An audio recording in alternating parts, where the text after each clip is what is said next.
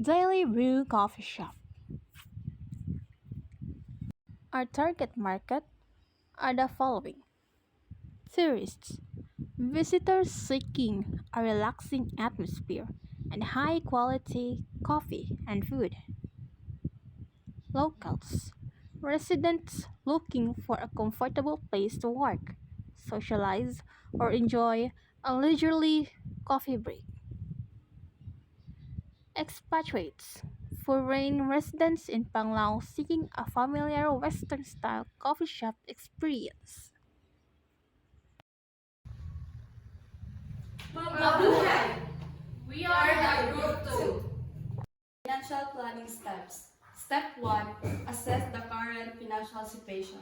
So we have here the assets, initial investment, like for example, savings, loans, equipment, and inventory. So our initial investment is 2,750,000 pesos, equipment 1,650,000 pesos, inventory is 550,000 pesos. So we have here liabilities, loans, debts, and rent. So our loan is 825,000 pesos, rent 110,000 pesos per month, and our cash flow projected income and expenses. So we assume that our monthly income is 550,000 pesos. So our monthly expenses also is 440,000 pesos, cost of goods sold 165,000 pesos, labor 110,000 pesos, utilities 55,000 pesos, and rent 110,000 pesos. So our net cash flow 110,000 pesos per month. Profitability estimated revenue and cost. Next is step 2. So there are two types of set financial goals. We have short term and long term. Achieve a 20% increase in the sales within the first 6 months. We have here amount 110,000 per month. Current sales times 20% amount equals 22,000 per month. And then the new target sales is 110,000 pesos plus 22,000 equals 132 per month. So maintain a customer satisfaction rating of 90% or higher. The amount is 90% customer satisfaction rating. And then the percentage is 90%. Long term, open a second location in Pangnao within 3 years. Amount TBD to be determined dependent on financial performance and market conditions.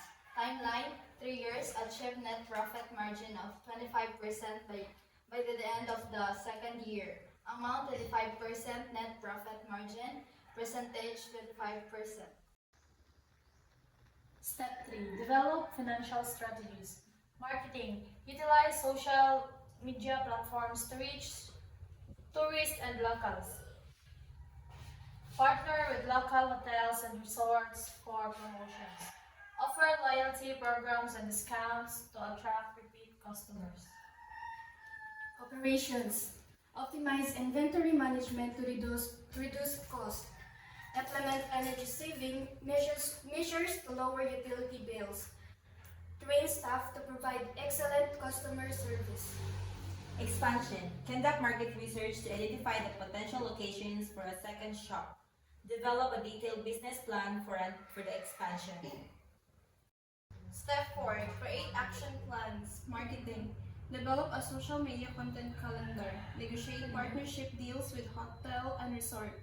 Implement a loyalty program with a reward system. Operations. Conduct a waste audit to identify the areas for reduction. Invest in energy efficient equipment. Implement the staff training program. Expansion. Conduct market research on potential location. Prepare financial projections for the second shop. Step 5. Monitor and review. Financial report. Track sales, expenses, and profit margin on a monthly basis. Customer feedback. Collect feedback through survey and online review. Performance review. Evaluate staff performance and identify areas for improvement. Step 6. Evaluate and adjust financial performance. Analyze financial reports to identify trends and areas for improvement. Market trends. Stay updated on tourism trends and competitor activities. Customer feedback. Use customer feedback to make necessary adjustment to products, services, or pricing.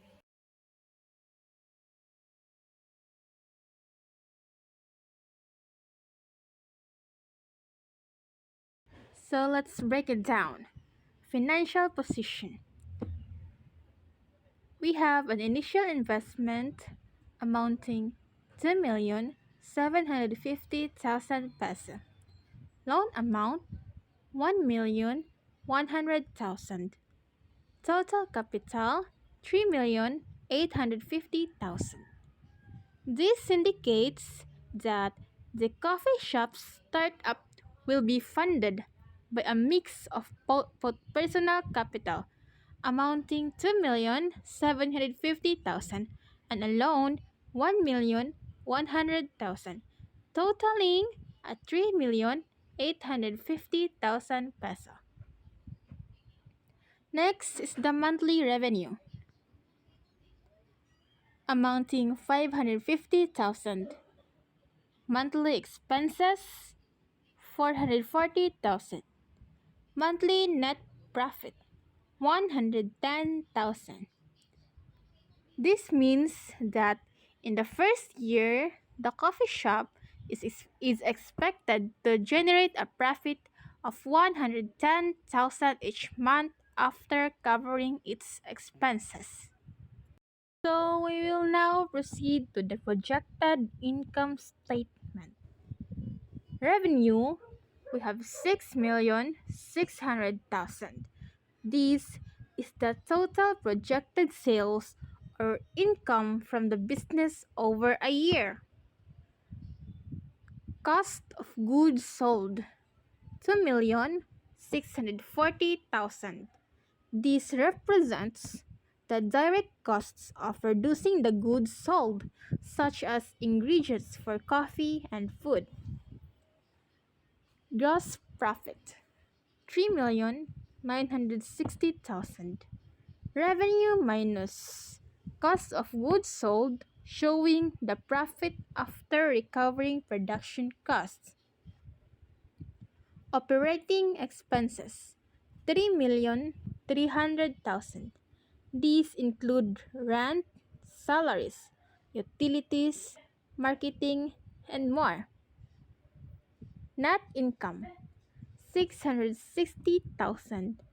Gross profit minus operating expenses, representing the total profit the business is expected to make in a year. We will now go to projected balance sheet. Assets, cash 550,000. Available liquid cash. Inventory 825,000. Value of stock on hand. Equipment 2,750,000.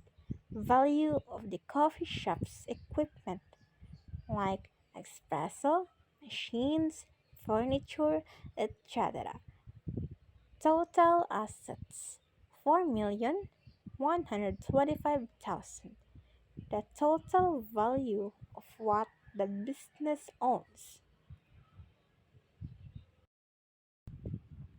Next is the liabilities. Loan remaining 825,000. Outstanding amount of the loan after 1 year. Total liabilities 825,000. Total debts or obligations. Next is equity. Retained earnings 3,300,000. Profits reinvested into the business. Total equity 3,300,000. The value of the owner's stake and the business after liabilities are accounted for. To know that the balance sheet is balanced, we will use the formula total assets equals to liabilities plus equity.